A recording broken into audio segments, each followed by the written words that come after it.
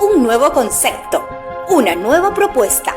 Autores Increíbles, el espacio creado para descubrir quiénes están detrás de Relatos Increíbles, nuestra revista hispanoamericana dedicada a los géneros de la fantasía, la ciencia ficción y el terror. Pueden apoyar nuestro proyecto adquiriendo el último número de la revista en sus plataformas de ebook como Amazon o Letgo. De igual manera, pueden sumarse a la comunidad de patrocinadores en Patreon, donde contarán con muchos beneficios a cambio de tu apoyo constante. Relatos Increíbles es una lectura para todos.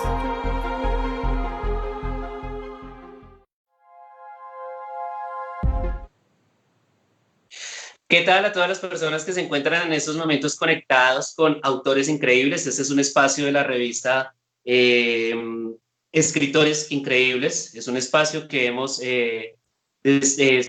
sacado para poder estar con cada uno de los autores que publican en nuestra revista. Recuerdo, somos Autores Increíbles y nuestra espacio se llama, nuestra revista se llama Relatos Increíbles. Estamos en estos momentos con Alexandra Arana, licenciada en Literatura Hispánica por la Pontificia Universidad Católica del Perú.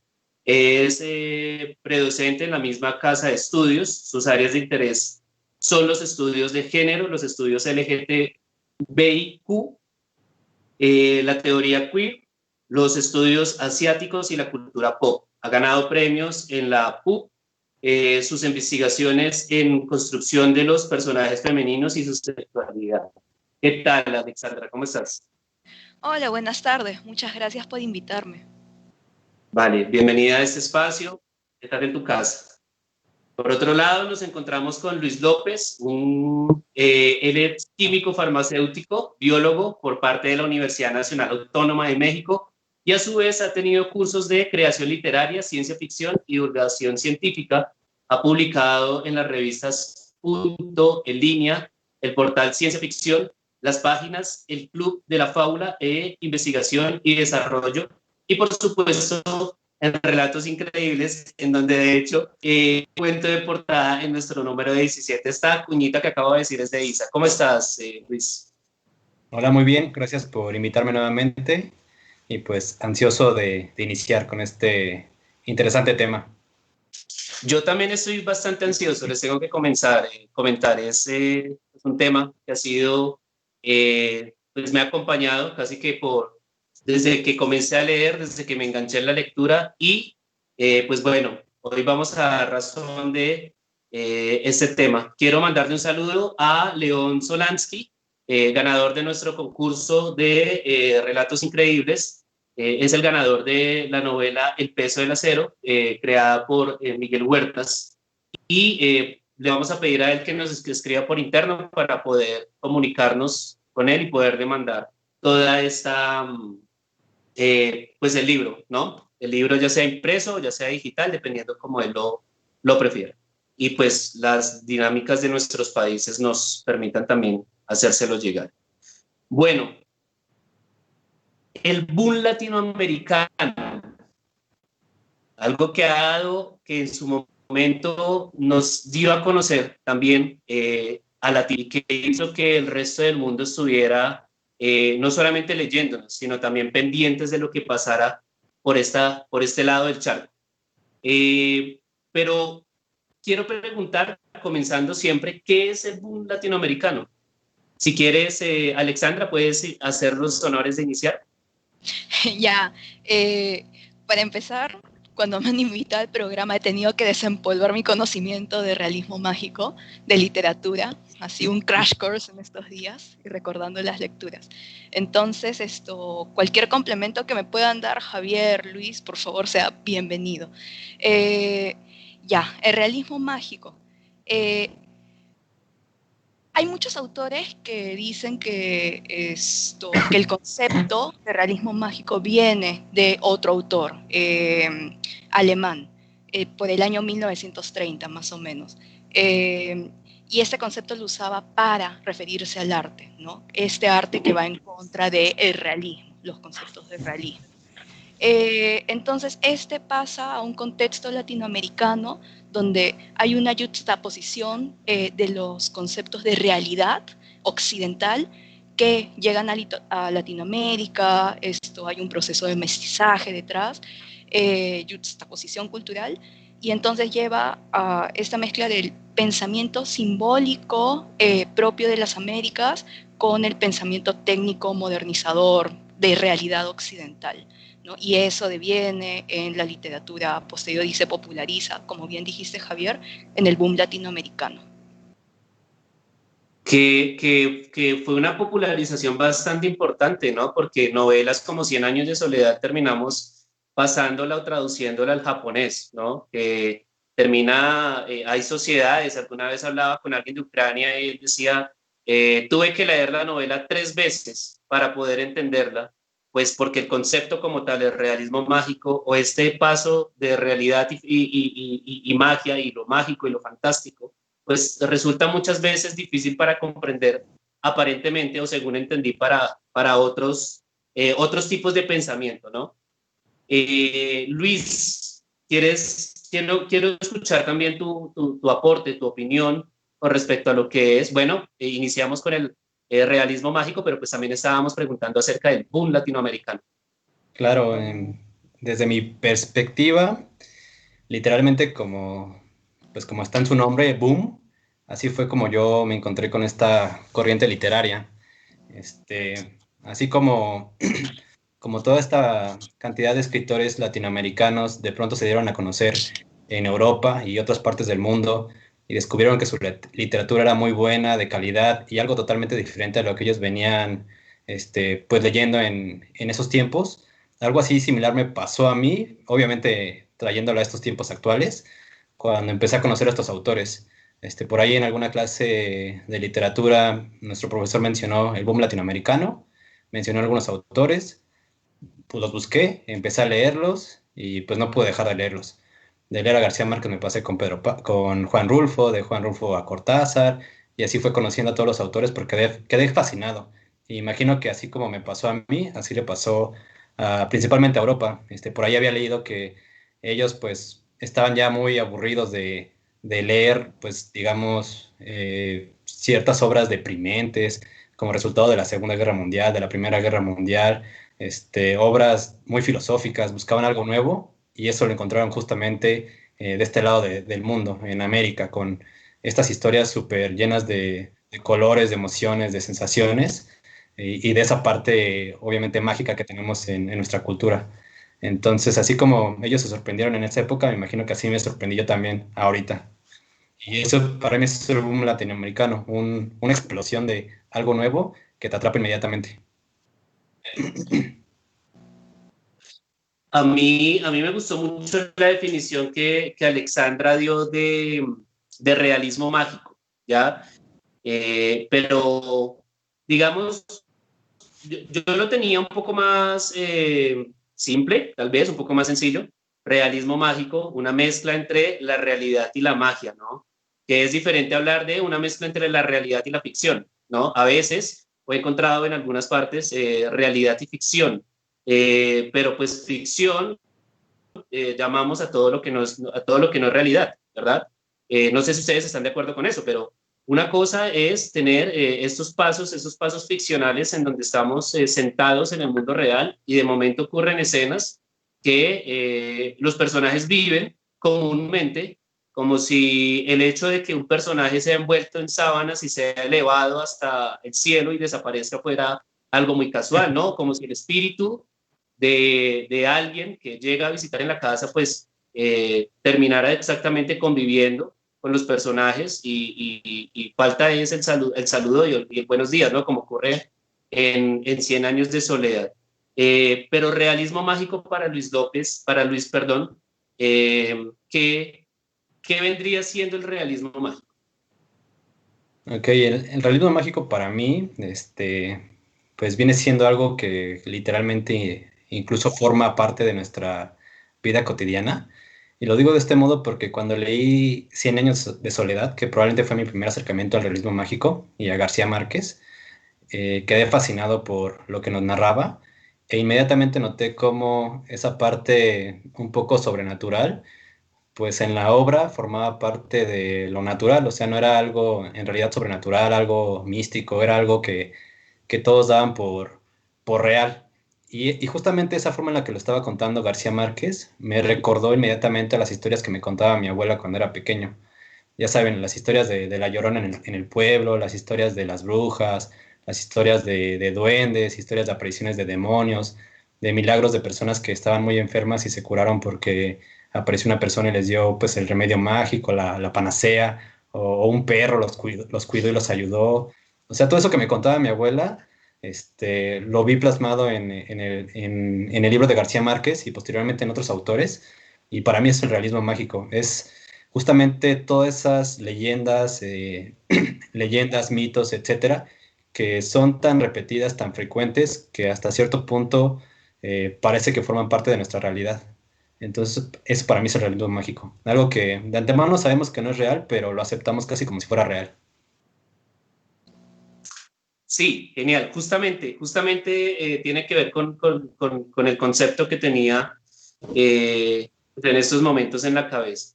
Hay una realidad que vivieron estos autores, ¿no? Hubo un momento histórico también del cual son hijos estos autores. Estamos hablando de los años 60, 70, tal vez hasta los 80, pues de una cantidad de producciones que no solamente nos contaban historias con cierta magia, sino que también nos hablaban de una realidad política. Alexandra. Claro, muy claro se ve eso en la realidad política en la novela de Isabel Allende, La Casa de los Espíritus. De hecho, esa fue la primera novela de realismo mágico que leí cuando era adolescente. Es esta historia de toda una generación, de varias generaciones de mujeres de la familia Trueba, y hablan sobre su relación con sus padres, hasta con su madre, y en la relación con la situación política, ¿no? Y cómo cada una de ellas genera una suerte de rebelión contra distintos preceptos, ¿no? De la sociedad. Y sí, realmente me pude identificar mucho con ese tipo de narraciones, ¿no? Porque como siempre crecí en un ambiente femenino, con muchas chicas del colegio, con mi familia, con las mujeres de mi familia, todas esas pequeñas historias que te cuentan de espíritus, de, de lo sobrenatural, es algo muy constante muchas veces en el mundo entre mujeres, cuando hablamos entre nosotras. Entonces, o de mi generación, no sé, ¿no? También puede ser. Como que quién tenía más anécdotas de lo sobrenatural, quién podía contar más cosas sobre su familia con lo sobrenatural, ¿no? Yo pregunté alguna vez en mi familia y me dijo, no, acá no pasó nada sobrenatural, pero escuchaba de otras amigas y era asombroso, ¿no? Y lo vinculaba con Isabel Allende y La Casa de los Espíritus. Y nada, súper interesante y claro, ¿no? Esto sí hay un vínculo con lo político. En algunas novelas, quizás más que en otras, no sé, quizás habría que pensar eso también. De hecho, Alexandra, eso y Javier, eso que comentan creo que está totalmente marcado en la literatura de realismo mágico latinoamericano. Igualmente se me viene a la mente Pedro Páramo, donde también hay un contexto de la Revolución Mexicana. Cien años de soledad, que también está la Revolución Colombiana, y yo creo que todas las demás obras tienen parte de ese contexto revolucionario, que sería como una característica que yo le pondría al realismo mágico latinoamericano. Quizás como un añadido para Luis puede ser por la misma época en la que fueron creados, ¿no? Épocas muy convulsas, 60, 70, 80, ¿no? Incluso, como lo mencioné, yo lo relacionaba mucho con las historias de mi abuela, y mi abuela también me contaba historias que tenían que ver con la revolución. No que ella vivió, pero sí que sus papás o sus abuelos vivieron y la siguió contando. Entonces creo que sí está muy, muy impregnado ese tema político.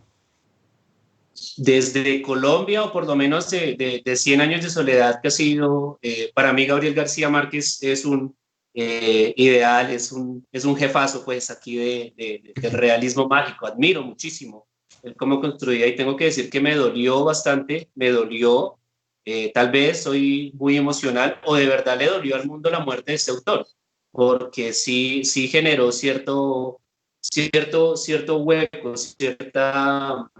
cierto vacío el enterarse de que este autor, pues con todo su aporte y con lo grande que fue, pues ya tuvo que dejar de ese mundo, ¿no? Pero, por ejemplo, en 100 años de soledad no solamente hay asuntos o menciones sobre la revolución, las revoluciones en Colombia, sino también los vejámenes que se cometieron en cierto momento con la población. La masacre de las bananeras, una situación en donde en el Urabá se alzan en protesta a causa de una compañía estadounidense que, que pues pagaba muy mal, casi que los esclavizaba, y lo que hace el gobierno colombiano es responder que en fuego, ¿no? A lo que ficciona, entre comillas, Gabriel García Márquez y dice, en Macondo no ha pasado nada, en Macondo no está pasando nada, y en Macondo no pasará nada, ¿no? Cuando un personaje logra huir de dicha masacre y vuelve a decirle a la gente, carajo, aquí pasó algo, nos mataron a la mitad, ¿qué pasó? Lo detienen y le dicen, en Macondo no ha pasado nada. Y por lo menos en Colombia, desconozco la realidad de otros países, ocurre exactamente eso. De hecho, el último hito histórico que creo que ha hecho una parte de la sociedad colombiana fue rebelarse ante un caso de maltrato policial. Eso fue hace poco, hace no más de una semana. Ha sido la única vez que una persona muere en un procedimiento policial. De resto, la muerte también pareciese que en el continente fuera parte pues de esta magia, de una magia muy mala además, en donde la gente muere y aquí no pasó absolutamente nada. Nuestra vida continúa, no hay memoria y tenemos que seguir. No sé si de pronto tienen alguna referencia o alguna opinión al respecto. Claro, ¿no? O sea, eso se podría vincular en que no hay memoria, en el hecho de negar, o más que negar, como que desconocer la realidad de otras zonas, por más próximas que sean. También lo vería con esta falta de comunicación, muchas veces del continente latinoamericano. En esa época en la que se escribieron las novelas con una falta de tecnologías, ¿no? Que permitiese las comunicaciones rápidas y entender lo que pasaba en otros contextos o incluso en la comunidad vecina. Y la otra se condice claramente con el tema de crisis política que existe, ¿no? Y la falta de un sentido de comunidad, probablemente. Bien, Luis, tal vez. Sí, concuerdo con ambos. La muerte es también una constante en este tipo de historias. Sin embargo, por un lado, a veces creo que lo interpretan como estas apariciones de muertos y por otro lado, como tú lo mencionas, como algo que no pasó o como algo súper común.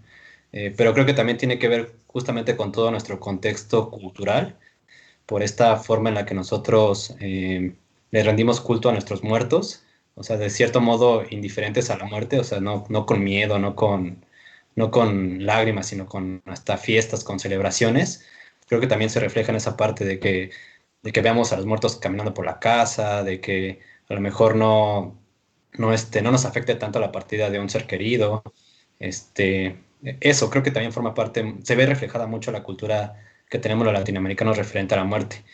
Y bueno, y cambiando un poquito justamente esto que mencionas, Javier, por el otro lado yo también pondría que, así como se hace mucho hincapié en muertes, tragedias, también se hace creo que mucho hincapié en la otra parte, en el amor. Tan solo recuerden todas estas novelas de las que estamos hablando y las que se les vengan a la mente, y siempre hay enamorados que se están muriendo literalmente de amor, enamorados que buscan a todas horas encontrarse y pues amarse, y creo que es una constante también en todas las obras, y eso me gusta mucho también, porque creo que también refleja parte de nuestra cultura. Claro, que salgan mariposas amarillas mientras haces el amor no es Claro. cualquier cosa, ¿no? Claro.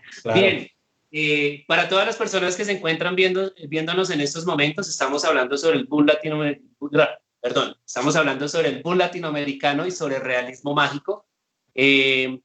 Compartan este live, síganos en Facebook, apóyenos en Patreon para poder continuar con este gran proyecto, pero sobre todo lean nuestras publicaciones de relatos increíbles en estos momentos. Está en lanzamiento, ya fue lanzada, mejor dicho, perdón, Tenemos en estos momentos nuestro número de la revista, así que por favor les vamos a pedir que lo lean, que lo compartan y que hagan sus comentarios también, porque es una revista que realmente está increíble. Vamos a un corte comercial y ya volvemos, recordemos, hablando sobre realismo mágico y el boom latinoamericano. Ya nos vemos.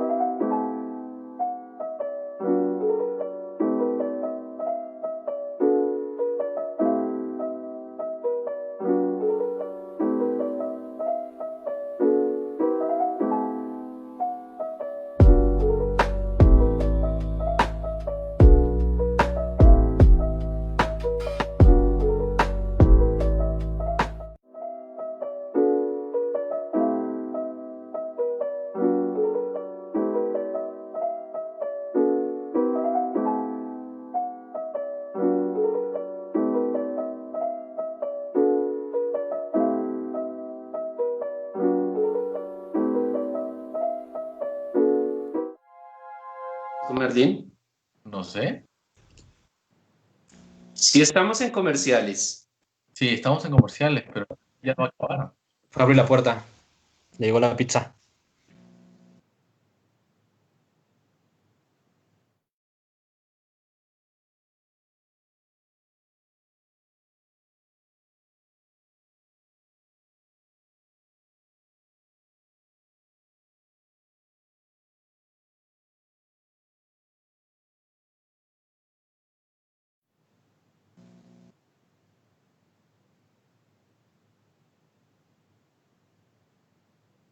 Bien, muchas gracias a todas las personas que continúan en estos momentos con nosotros hablando sobre el boom latinoamericano y sobre el realismo mágico con Alexandra y con Luis. Recordarles que, o mencionarles que tenemos en estos momentos una barra de apoyo en Patreon. En estos momentos llevamos $12. Nuestro objetivo es llegar a $400, así que no duden en apoyar para seguir trayendo esas conversaciones, para poder seguir además también mejorando, ¿no? Que es muy importante que hagan sus comentarios, hagan sus preguntas, también bastante importante que hagan sus críticas y pues nada, esto con la única intención de seguir mejorando. Bien, hay mucha literatura sobre el boom latinoamericano, ¿no? Se han publicado muchísimas cosas, pero ¿cuál es la novela que definitivamente dicen, esta es mi novela, esta es la que he leído 1, 2, 3 veces, la que vuelvo a mirar, la que sigo mirando para extraer, porque esta escena la encuentro? A mí me pasa, por ejemplo, que quiero leer alguna escena, pero tengo que leer todo lo que ha ocurrido antes para conectarme con la emoción o lo que me quiere transmitir esa escena. ¿Cuál es esa novela que causa esa sensación, Alexandra? Alexandra se agarra el mentón. reflexivamente. Sí, estoy pensando, ya me dijiste boom latinoamericano y cuál reo y, releo y releo.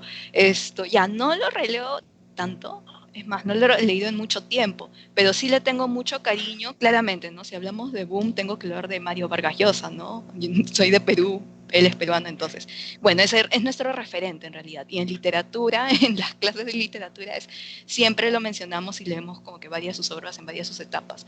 Él, como autor del boom latinoamericano, la obra que más me ha gustado y que le tengo cariño es La ciudad y los perros. Por Concuerdo. toda ¿Perdón? Concuerdo. Sí, por toda esta representación de este adolescente en su ciudad, en Lima. Aparte de yo he crecido en Lima, entonces hay un contacto ahí directo que hace que empatice más, ¿no? Con la realidad del protagonista. Este adolescente que va a varios distritos, que conoce a varias chicas, que cómo se enfrenta o cuál es su relación con otros chicos en su escuela. Entonces, y sí, por la universidad lo tuve que leer, analizar y nada, por eso le tengo un cariño increíble a esa novela.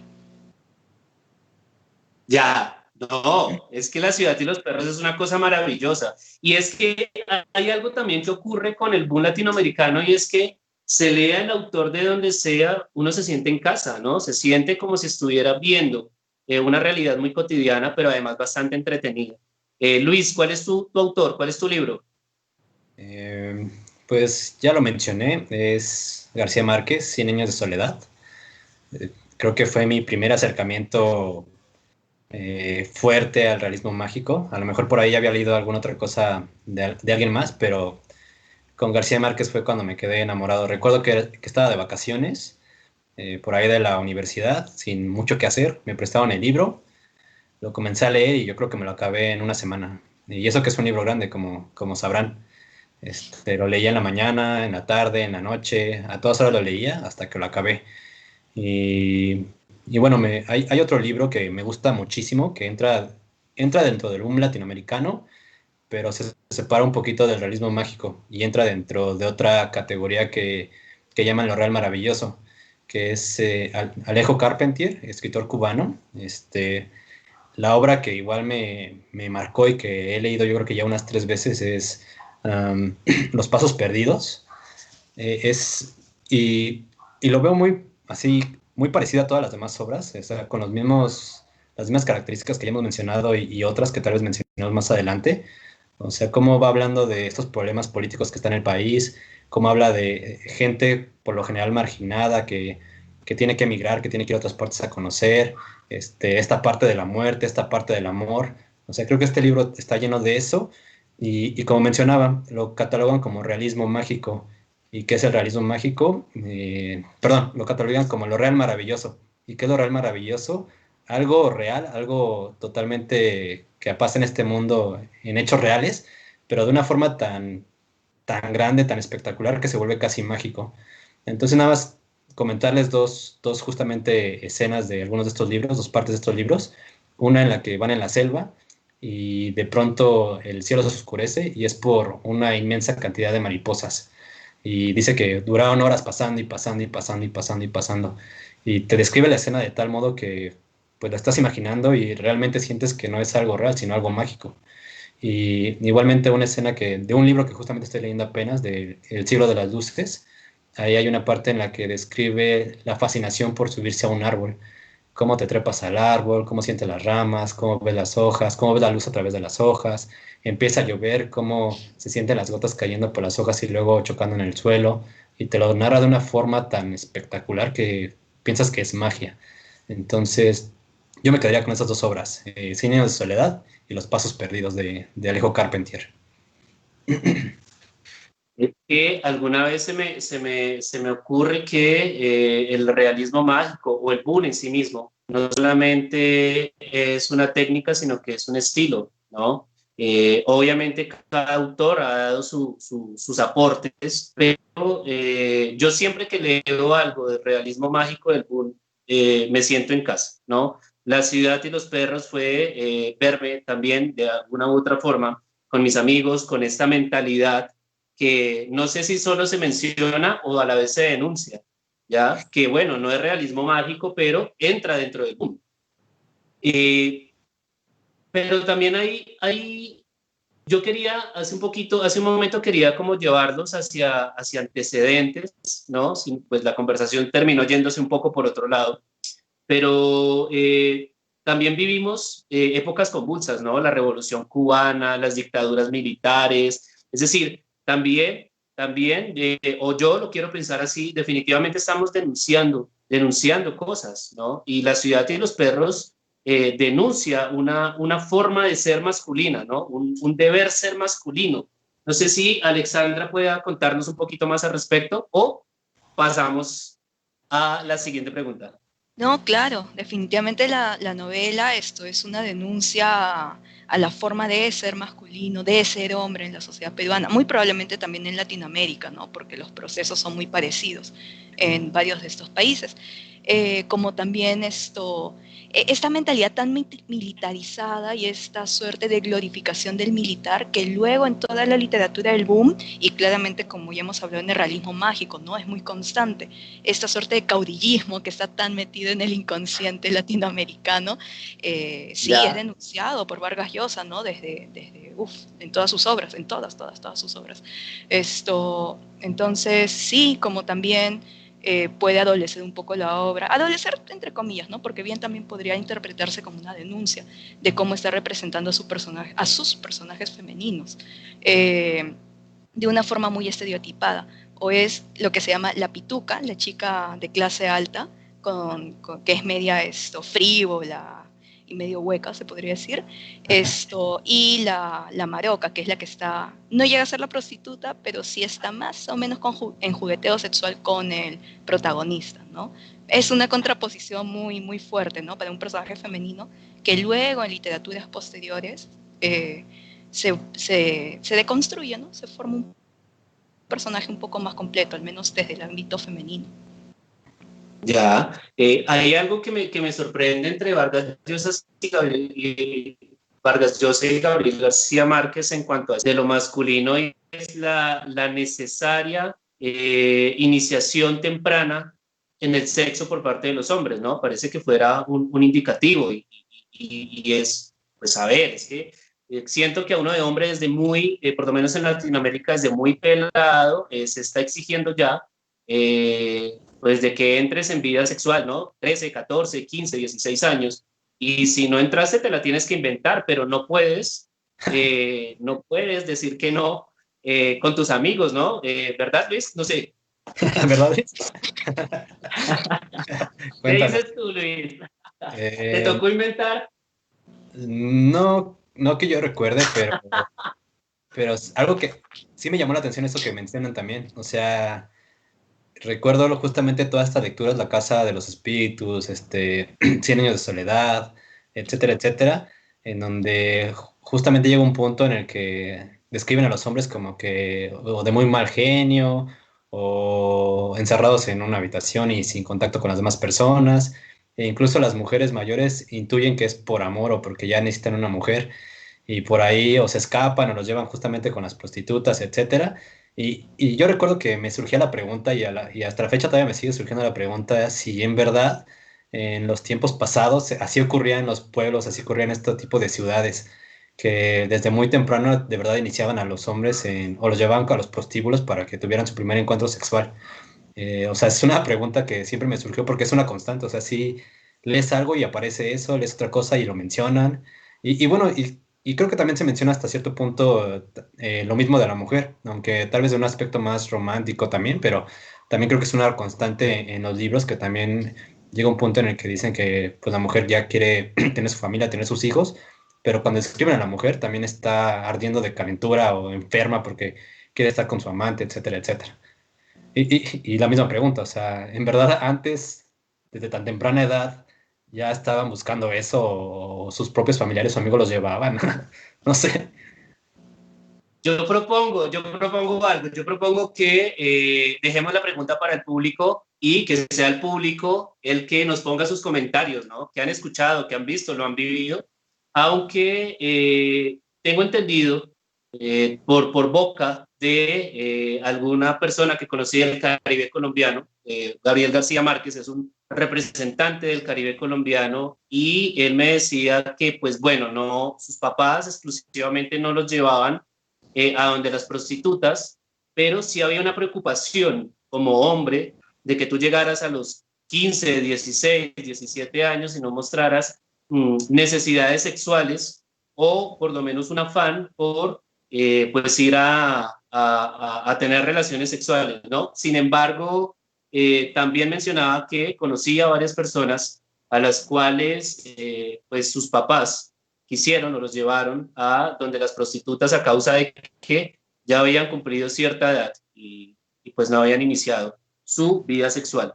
Entonces, si lo mencionamos, hay cierta realidad, ¿no? Pero pues de nuevo, quiero insistir en que sea una pregunta para el público y que sea el público el que no lo diga. Ojalá fuera como a mí a los 15 años me llevaron a donde tal persona porque no había iniciado no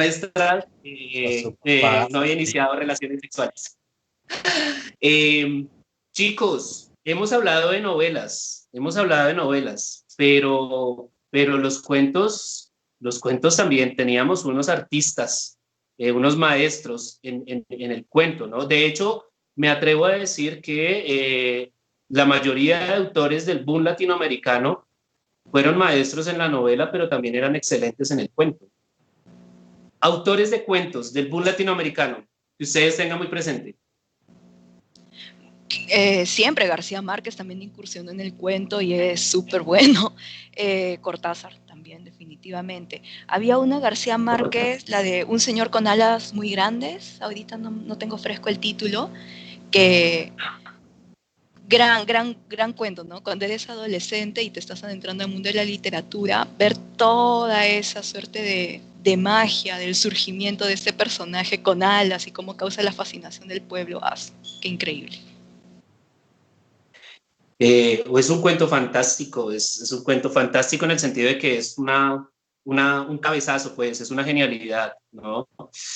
Gabriel García Márquez representó, digamos que yo tendría que decir, creo que le estoy robando un momento del espacio a Luis, perdóname. No te preocupes. Yo diría que para mí los favoritos son Cortázar y García Márquez, ¿no? Y Borges, por supuesto que sí.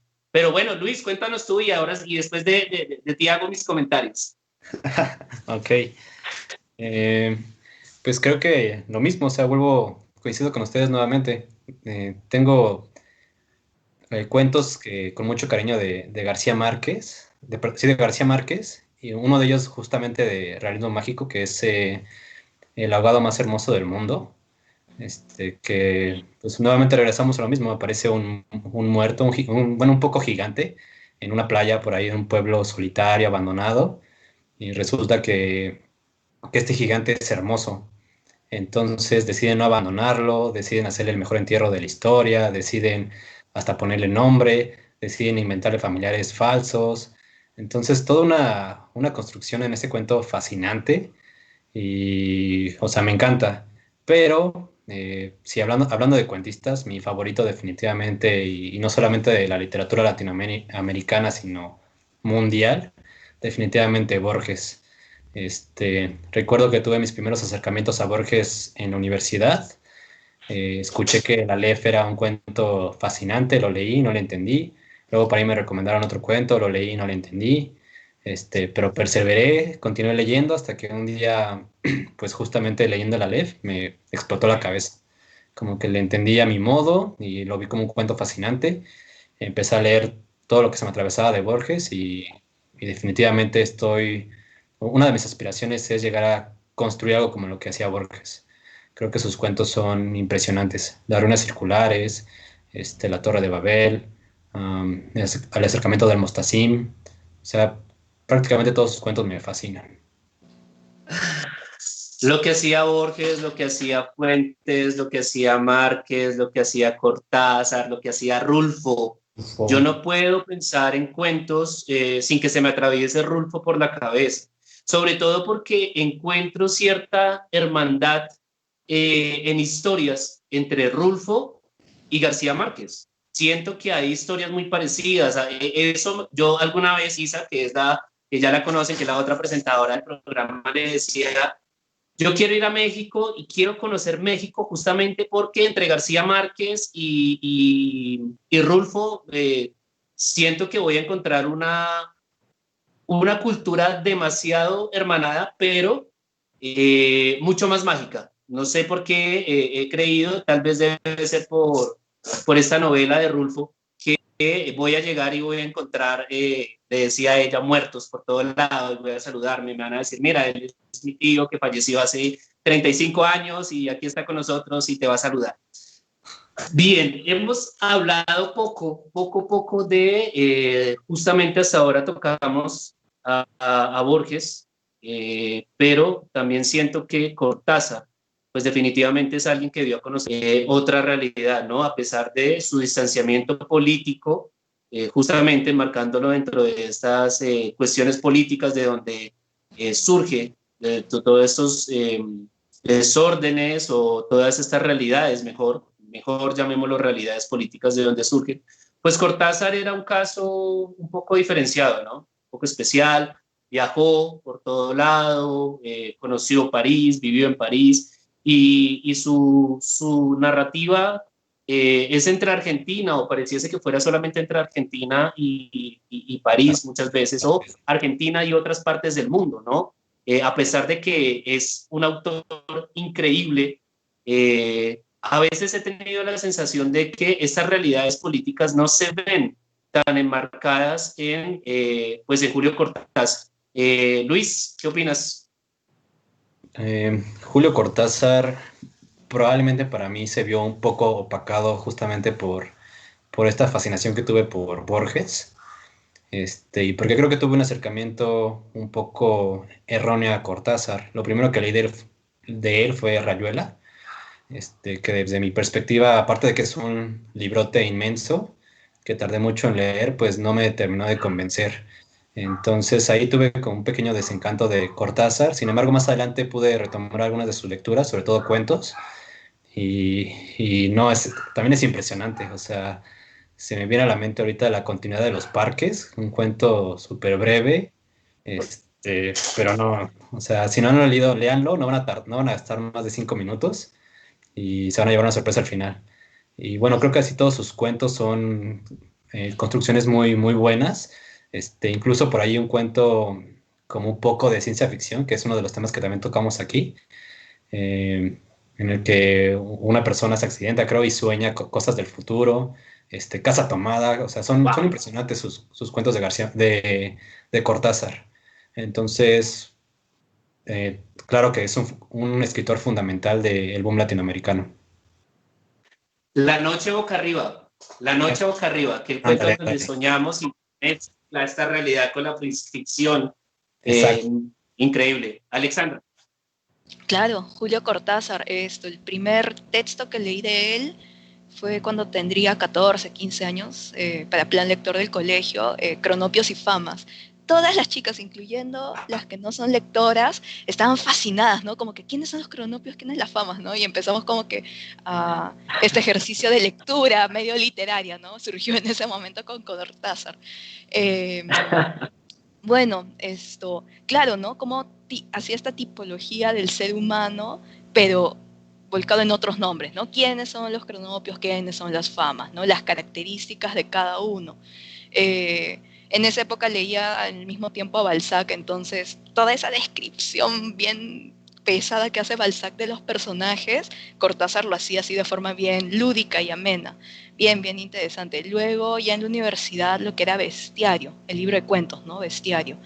Bien alucinante, ¿no? El cuento mismo Bestiario, Casa Tomada, también súper increíble. Casa Tomada sí le dan lecturas políticas muchas veces.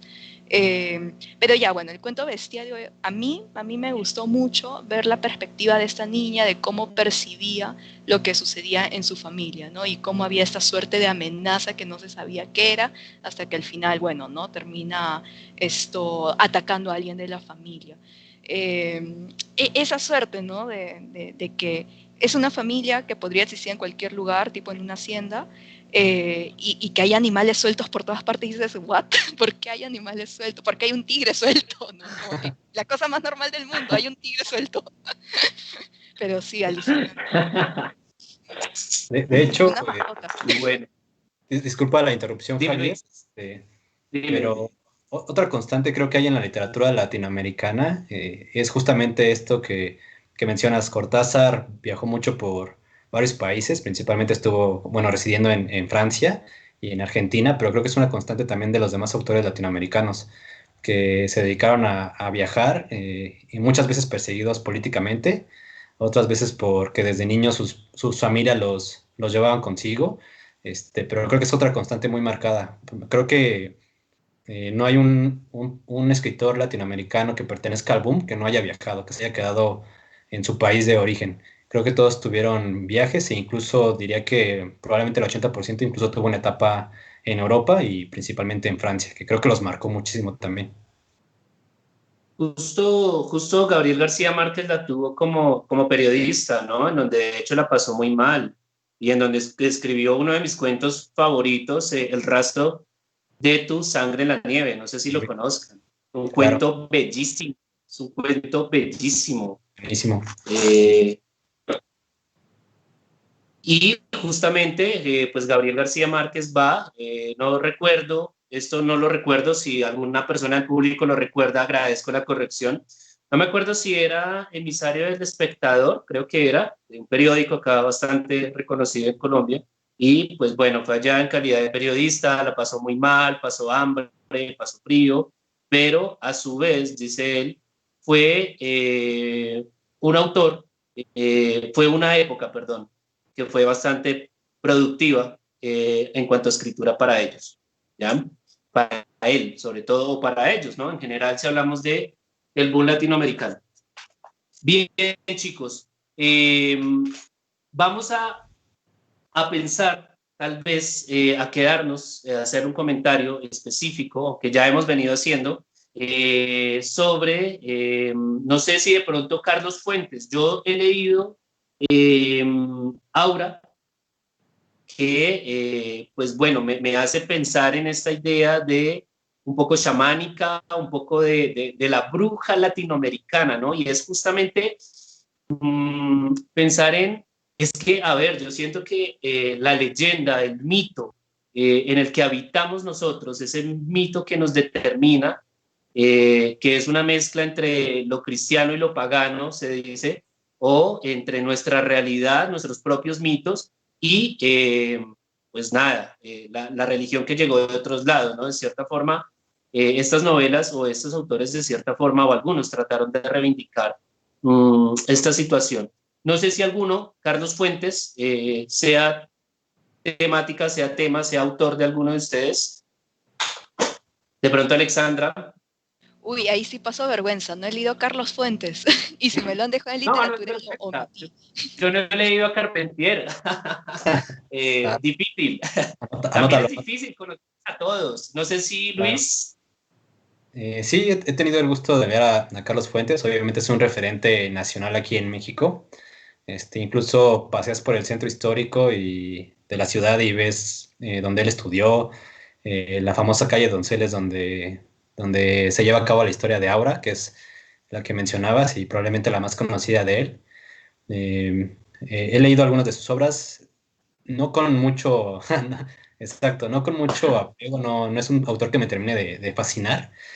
Sin embargo, Aura es un punto y aparte. Cuando leí Aura, eh, creo, bueno, y creo que sería una constante también de la literatura latinoamericana, que en cierto punto hasta hay partes como sombrías. Esta parte paranormal te llega a causar como que escalofríos, y ahora prácticamente desde el principio te provoca esa sensación y juega muy bien entre la realidad y lo que no es real. También que no te das cuenta de lo que está pasando hasta el final. Entonces creo que es igualmente una genialidad del autor, Aura, que en muy pocas hojas te provoca muchas sensaciones, miedo, fascinación, intriga, y al final da una vuelta de tuerca impresionante, pero con mucho sentido. O sea, lo analizas y dices, no, pues tiene toda la razón. Y delimita muy bien esa parte o perfectamente nos demuestra lo que es la fantasía en la literatura. O sea, te lleva aparentemente por algo normal, algo tranquilo, un poco de tenebroso, suspenso, y al final corta totalmente la realidad y la separa de la fantasía. Entonces, pues, es una estupenda obra. Y bueno, Alexandra, no la vi. En 10 minutitos te la echas. Dime. No, nada, le comentaba a Alexandra que es una obra muy, muy pequeña, que yo creo que se la lee en 30 minutos. Ah, ya. Ahí, meta. Bueno, sí, espero no estar exagerando, pero es pequeñito. Yo la leí en una noche, no en 30 minutos, que una noche de 2 horas más o menos, pues es que realmente es muy pequeña. Lo que pasa es que sí volví a releer y a mirar y a tratar de encontrar estos puntos. Tal vez me perdí un poco. Tengo que decir que la leí en un momento en que me desapegué bastante del realismo mágico, estaba en otros lados, pero hay algo que a mí me causó, me llamó mucho la atención, y es la cantidad de plantas. Yo me imaginaba, había un verde oscuro, muy oscuro en esta casa, es decir, es de las pocas novelas que ha logrado crearme colores, sensación de colores, sin mencionarme el color. Es algo que me sorprende mucho. Yo lo sentía como un verde oscuro, un verde muy sombrío, que ocurría como paredes muy lamosas, como muchas plantas, pero no sé si ustedes, pero en lo personal he conocido un par de señoras que llegan a su etapa anciana y tienen su casa llena de plantas, la azotea, la sala, incluso algunas habitaciones llenas de plantas. Y no fue difícil imaginarme a esta señora que aparece es mi casa, en auto. Dime. Así es mi casa. Vaya. Mi abuelita se encarga de tenerla toda llena de plantas y flores, como tú dices, hasta en las escaleras. Incluso como estamos en una zona sísmica, cuando hay temblores a veces es un poco peligroso que te tropieces con las macetas de las escaleras. Pero es real. Vaya, listo. Chicos, vamos a una pausa comercial, recordándoles a todas las personas que está la barrita de apoyo en Patreon. Tenemos $12, la idea es llegar a $400 para que nos apoyen, para que podamos seguir contactando a cada una de las personas que nos suelen acompañar en estos directos y para seguir con el proyecto de autores increíbles y de relatos increíbles, que sobre todo la revista pues está pensado justamente para pues todos estos autores que quieren surgir, ¿no? Es el apoyo que le damos o que estamos proporcionando siempre para esos autores que quieren publicar, que quieren como escritores, y que buscamos sea el espacio para que publiquen historias realmente increíbles. Vamos a una pausa comercial y ya volvemos.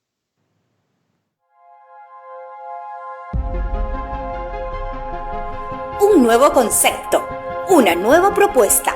Autores increíbles, el espacio creado para descubrir quiénes están detrás de Relatos Increíbles, nuestra revista hispanoamericana dedicada a los géneros de la fantasía, la ciencia ficción y el terror.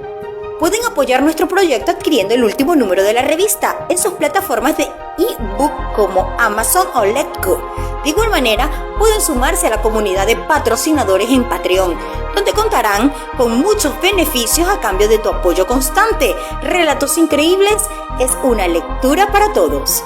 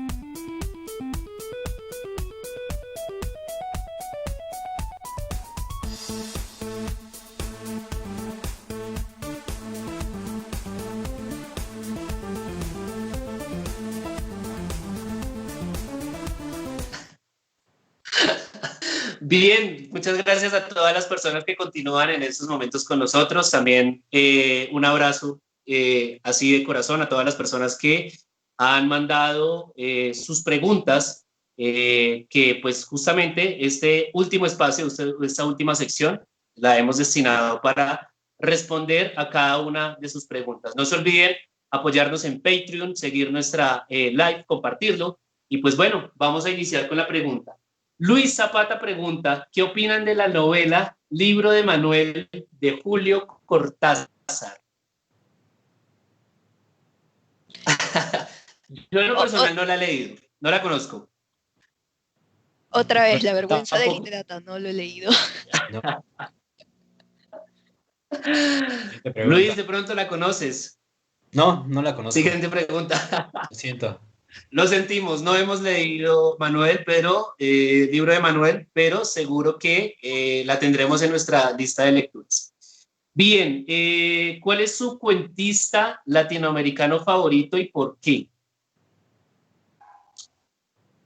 Ya lo mencioné, Borges, porque sus construcciones metafísicas me parecen impresionantes y el manejo del lenguaje también. Bueno, y además de su vasta cultura que se ve reflejada en sus obras. Hay muchos cuentos de él, probablemente, no sé, el 80% de la producción que he leído de él y que me han gustado totalmente. Sobre todo aquellos que hablan del infinito o de ciclos, me vuelven locos. Definitivamente Borges. Ahí tengo una mezcla de varios, ¿no? Cortázar sí o sí arma de forma perfecta sus cuentos, toda esta suerte de los elementos fantásticos que les incluye a sus relatos, te capta, ¿no? En una, sobre todo cuando eres muy joven, ves estos mundos y simplemente dices, wow, qué nuevo, ¿no? Y quieres entenderlo más, quieres verlo más. En la primaria, en la secundaria, en los primeros años de universidad, en toda tu vida, ya. Luego, Borges también, me gusta mucho lo intelectual que es en sus obras, ¿no? Y sobre todo cuando empieza a inventarse libros que nunca han existido, es como si un académico te estuviese tomando el pelo, ¿no? Siento mucho que nos está tomando el pelo y me encanta. Me encanta eso. Y ya bueno, Pizarnik no es tanto, no ha escrito, bueno, ha escrito narrativa. Hay un relato corto que ella tiene que está entre el ensayo, la novela corta, tan corta que algunos dicen que es cuento, que es La Condesa Sangrienta, que también, ¿no? Es increíble cómo construía ese personaje femenino de la condesa como alguien muy cargado de sexualidad, que es hasta una asesina en serie. Es tan chévere eso.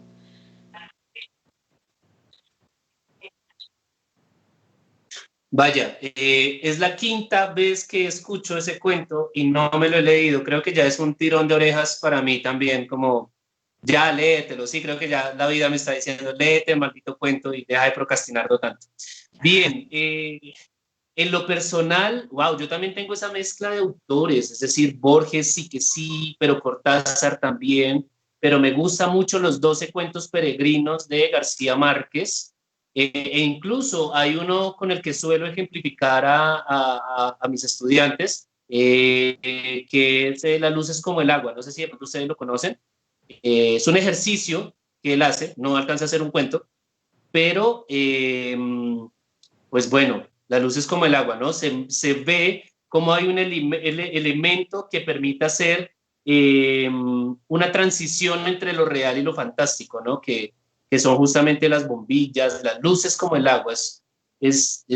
Me gusta mucho. Pero Rulfo también me saca de los cabellos, me hace sentir en casa. Cortázar, creo que ya lo mencioné. Creo que yo sí tengo en estos momentos de mi vida algo que decir, y es no es sobre el cuentista favorito, sino que es que el boom latinoamericano es mi género favorito y creo que en algún momento tengo que hacer una especialidad, alguna maestría, algo sobre el tema, pues, para... Un ensayo. me gusta, creo que lo disfruto bastante. Dime, Luis. ¿No? Que deberías escribir un ensayo. Y referente a lo que mencionas de Juan Rulfo, me llama mucho la atención de que su obra es muy pequeña, pero impresionante. O sea, hablamos de una decena de cuentos, un par de novelas y hasta ahí llega, pero cualquier cosa que leas de él te va a gustar. Incluso Sí, hay una genial. anécdota de que García Márquez se leyó Pedro Páramo en una noche, por ahí creo que de sus años de universitario o de periodista.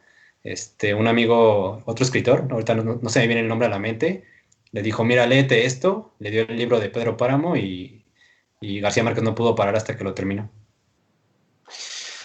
Es que yo paraba porque tenía necesidades, ¿no? Necesitaba dormir y necesitaba comer y tenía que estudiar, pues, pero wow, es que Pedro Páramo es una pasada totalmente. Bien, ¿qué autor del boom latinoamericano y el realismo mágico, preguntan, considera el más infravalorado? Infravalorado. Yo diría Vaya. que, yo diría, y me sumo, o sea, también es yo también la infravaloro. Yo diría que un poco Isabel Allende, este, aunque es más un tema de cómo la leí, el momento en el que la leí, porque primero había leído Cien años de soledad y como ya dije, me la eché yo creo que una semana, quedé fascinado y posteriormente busqué realismo mágico y ya me aparecieron los autores, me apareció Isabel Allende, La Casa de los Espíritus, lo empecé a leer y yo sentí que era una copia de Cien años de soledad. Entonces, desde Wow. ahí, como que a mí no me gustó tanto Isabel Allende, pero digo, es mi opinión personal y es por el momento en el que la leí. Yo había leído Cien años de soledad, luego pasé a La Casa de los Espíritus y lo sentí como una copia en muchos aspectos. Entonces, y bueno, y he escuchado comentarios similares y además creo que también la llegan a criticar un poco por las novelas juveniles que escribe, que las leí en esa época y a mí me gustaron. A mí me hubiera gustado tener una aventura de ese tipo con mis amigos y a mí me gustaron mucho. De hecho, fueron de mis primeras lecturas. Pero creo que sí está infravalorada porque he leído comentarios similares a los que yo estoy expresando ahorita. Claro, la trilogía del Jaguar y el Águila, que son sus novelas juveniles. Claro, las leí cuando era joven, cuando era adolescente, cuando tenía mis 15 años. De hecho, yo leía a Isabel Allende antes que a García Márquez. Y yo me alegro de eso, porque sabiendo mi personalidad, como soy y todo eso, si hubiese empezado con García Márquez, es un autor muy de su época, representa a los personajes masculinos muy en su época, ¿no? Con estos valores que hablábamos hace un rato, ¿no? De así habrán sido los hombres antes, así les habrán impuesto en algún momento. Esto, definitivamente, como millennial de los 90, muy probablemente hubiese ligado a García Márquez y hubiese sentido, como decimos ahora, cringe, ¿no? Pero cuando leí Isabel Allende, no sé, sentí más esta conexión y cuando leí de que hay un montón de personas que le infravaloran, que dicen, no, es una copia de, digo, bueno, pero la literatura en sí es una respuesta a las literaturas anteriores, ¿no? No. Claro, el relato de Isabel Allende es una respuesta de 100 años de soledad, pero bien desde la óptica y perspectiva femenina, y no por eso deberíamos como que decir, no, no, no, es una copia, chau, ¿no? Es un relato más, Sí, es entretenido. concuerdo con lo que dices. De hecho, digo, también la leí joven, pero probablemente ya me hace falta volverla a leer y probablemente ya con pues todo lo que he aprendido a lo largo de este tiempo, ya mi perspectiva de esa obra sea diferente. Bueno, voy a decir algo que ocurre aquí tras de cámaras para los que son seguidores de Isa y quieren mucho a Isa. Isa manifiesta que también es fan de Isabel Allende. Pues bueno, yo en realidad no he leído a Isabel Allende. Creo que, wow, y es que van saliendo muchas aristas, ¿no? Bueno, estamos aquí porque nos gusta el boom, no porque seamos los más expertos en el boom, ¿no? Pero justamente, pues lo que me está pareciendo más enriquecedor de esta conversación es las opiniones de ustedes junto con las obras que están siendo mencionadas y que, pues, no las he visto pasar por mis ojos, pero no las he leído. Eh, a ver, aquí, bueno, para mí esta es muy difícil. ¿Qué 5 obras en el ámbito de lo increíble consideran mejores que el boom latinoamericano? O sea, que no sean del boom latinoamericano. Que no sean del boom. Yo creo que propongo que la armemos entre todos, aunque, bueno, yo tengo no, bueno, comiencen ustedes y yo sigo pensando en una obra que me atrevería a decir. Hay una de Haruki Murakami. Perdón, Luis, creo que te interrumpí. No, adelante. Hay una de Haruki Murakami. De hecho, Haruki Murakami en sus novelas incluye un montón de elementos increíbles, ¿no? Fantásticos. Había una Crónica del pájaro que da cuerda al mundo, el bodocón ese, ¿no? Que no sé cómo lo leí antes de ingresar a la universidad. Es increíble simplemente cómo le mete estos elementos medio surrealistas. Te atrapa. Yo pondría a ese autor, o al menos esa novela, dentro de la lista. Luis. Quiero que me repitas otra vez la pregunta, por favor. Nos piden 5 obras que consideremos mejor que el boom latinoamericano. Mejor. Pero de fantasía. Sí, a ver, miramos del ámbito de lo increíble. De lo increíble. Que es un poco ambigua. Sí, tal vez falta definirlo un poquito más, pero se me viene a la mente inmediatamente una obra, que sería La Metamorfosis. Igualmente una obra pequeña, pero con mucho contexto histórico y tal vez crítica social. Entonces, yo diría que tal vez esa. Digo, de lo que ahorita se me viene a la mente rápido. Ya. A mí se me viene a la mente rápido. Ahora olvidé el título. Bueno, donde sale Sherezada. ¿Las mil y una noches?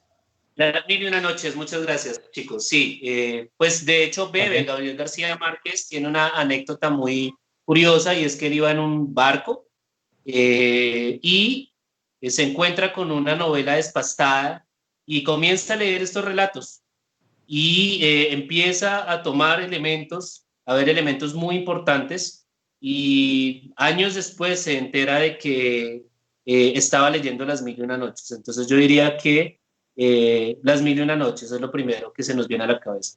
Hay otras 2, tal vez, que se nos ocurran, le estamos debiendo 2 al público. Si no, se las quedamos debiendo para la próxima clase. Podría mencionar, digo, en general, o sea, no, sin un cuento en particular, la obra de Edgar Allan Poe. También creo que tiene una carga muy importante de fantasía, digo, es principalmente terror tal vez, pero también tiene su parte fantástica. Y digo, yo creo que para todos nosotros que nos gusta escribir, ha sido un maestro en el cuento también. Y en esa misma línea iba a agregar a Lovecraft, de hecho, claro, lo increíble, estas criaturas que causan el terror, ¿no?, en el lector. No diría que son mejores que el boom latinoamericano, porque son procesos distintos, en realidad. Claro. Sí, iba para allá, ¿no? Yo no me atrevería a decir que son mejores, pero justamente incluso pertenecen a sociedades diferentes, ¿no? Dicen realidades diferentes y de repente alguien puede decir, no, es mejor Lovecraft que, no sé, tal vez estoy diciendo una estupidez, pero de repente alguien puede decir, es mejor leer a Lovecraft que leer a Los Cuentos Peregrinos o leer Historia de Cronópolis y Famas, ¿no? Son procesos diferentes, ¿sí? Allá, con eso iba a rematar. Dime, Luis. No, de acuerdo con lo que dices. ¿Qué necesita Jaime Bailey para entrar en el realismo mágico? ¿Conocen Jaime Bailey? Sí, autor peruano de los años 90. Fue parte de toda esa generación que representaba la sociedad e incluso lo hacía de una forma se mofaba, ¿no?, de la alta sociedad limeña de su época, sobre todo en la obra No se lo digas a nadie. Y más o menos siguió por esa línea después. Esa obra es del 94, si no me equivoco. ¿Qué necesita? A ver, él es un autor que bebe mucho de la capital, ¿no? Y en la capital todos los procesos que se viven en ella suelen ser de dejar de lado las tradiciones orales, de las tradiciones del interior del país, ya sea las festividades y todo eso, ¿no? No es un autor, yo diría, que se haya relacionado con las provincias, que sí tienen más esta suerte de pensamiento simbólico, mágico, ¿no? Entonces, ¿qué le falta? Bueno, es un autor muy de capital, ¿no? Muy capitalino, muy de ciudad, entonces definitivamente le falta eso. Salir más, le falta salir más, ¿no? Sí, pero no sé, ya son decisiones también de cada escritor. No se le puede pedir de que salga de su realidad de capital, de la ciudad, ¿no? Si se siente cómodo y le ha ido bien escribiendo con esos temas, adelante, ¿no? Claro. Vale. Preguntan si alguno ha leído Cometas del Cielo de, supongo que es Khaled Hosseini, tal vez. Cometas del Cielo. Luis, de pronto. No me suena. Que Vaya, sería nos cuente un bastante. poquito más del autor y de la obra. Sí, sería genial que la persona que realizó la pregunta nos mandara por interno, se comunicara con nosotros y nos compartiera algo de estos autores. Y las personas que no hemos podido darle respuesta, sería bueno que pues nos compartieran un poco de información sobre los autores, sobre las obras, algunas recomendaciones. Eso también se los agradeceríamos muchísimo. Bien, pregunta de Isa. ¿Cuál consideran que es la función social de este género literario? ¿Del boom o del realismo mágico? Vaya. Yo diría que en parte, porque ha de tener muchas connotaciones sociales, pero yo diría que una de las principales sería mantener esta tradición, en este caso escrita, de esta parte cultural que nos caracteriza como latinoamericanos, esta parte de justamente estas leyendas, historias que nos contaban nuestros abuelos, de fantasmas, de brujas, etcétera. Creo que estas historias, estos cuentos, preservan y preservarán justa esta tradición. Entonces creo que eso es algo muy importante, porque ya actualmente, digo, yo no me veo platicándole a mi hija historias de estos fantasmas o de La Llorona, porque yo no los viví y ya es algo muy remoto para mí que nada lo recuerdo de mi infancia. Pero a través de estos libros, si ella algún día los lee, pues creo que le van a gustar y va a entender un poquito de cómo era nuestra percepción antes. Claro, totalmente de acuerdo con Luis. Y también lo que habíamos hablado hace un rato, ¿no? También coincide que muchas hablan sobre los regímenes totalitarios, la falta de comunicación entre los mismos pueblos, ¿no? Eso también es como que el aspecto social que tratan y que rescatan mucho las obras. Bien, mientras doy mi apreciación, me gustaría que Isa, por favor, me mandara al interno la última pregunta que pues la he olvidado por completo. Eh, bueno, yo estoy de acuerdo con Luis. Hay una parte de nuestra realidad mágica, ¿no? De repente mis abuelos, incluso mi mamá, tiene una historia de haber convivido con una poseída, pero pues que no son cuadros psiquiátricos, ¿no? Es decir, ella habla de que a la chica la empujaban, de que tenía unos mocasines, creo que se llama, unos zapaticos, y ellos vieron cómo se rasgaba este zapato delante de ellos, cómo sangraba su pie, y uno dice, bueno, yo soy muy escéptico, pero mi mamá dice haberlo visto, por ejemplo. Entonces, y es la misma historia de nuestros abuelos, de gente que vivía en el campo. Ok, listo, Isa, muchas gracias. Gente que vivía en el campo y que manifestaba haber visto la pata sola, que manifestaba haberse encontrado de repente con el Moán, con la Madre Monte, gente que había dicho que lo veía, ¿no? E incluso en uno de nuestros directos, Merlín fue testigo o vivió algo de este realismo mágico que nosotros tenemos, ¿no? Que es curarse a través de curarse casi que definitivamente, si estoy tergiversando tu historia, por favor, Merlín, me pegas ahí el jaloncito de orejas, pero digamos que en el realismo mágico se encuentra esta necesidad, este vivir entre la leyenda y la realidad, entre el mito y la realidad, pero también hay una denuncia social detrás, ¿sí?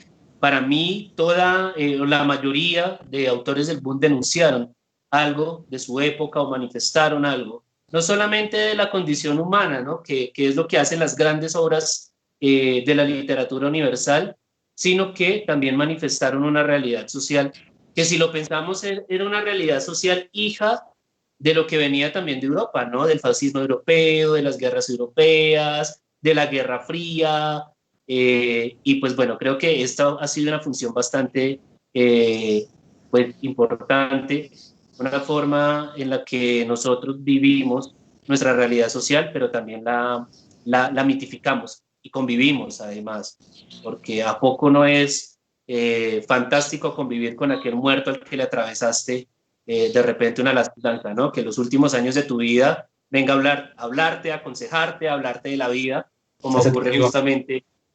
Dime, Luis. No, y que termina siendo tu amigo. O sea, lo matas y al final es tu única compañía. Ya, ya ves, exacto. Que además es, bueno, podemos seguir sacando un análisis al respecto. Juan Salvador Gaviota es un libro que he evitado porque no me lo han recomendado, pero pues mandan a preguntar que sí, lo hemos leído. No, pero me suena muchísimo. Sí, recuerdo que probablemente uno de mis primeros libros que leí, estoy hablando de la primaria, fue Juan Salvador Gaviota, pero obviamente fue porque así lo mandó el maestro, no por gusto propio. No recuerdo de qué trata, la verdad, pero sí creo que fue una lectura obligada de la primaria y uno de mis primeros acercamientos a la literatura. De fuerzas, pero lo leí. Vaya. Quería que de pronto nos hicieras un pequeño resumen o comentario, pero pues bueno, fue hace bastante tiempo, supongo. Lo siento. Vale.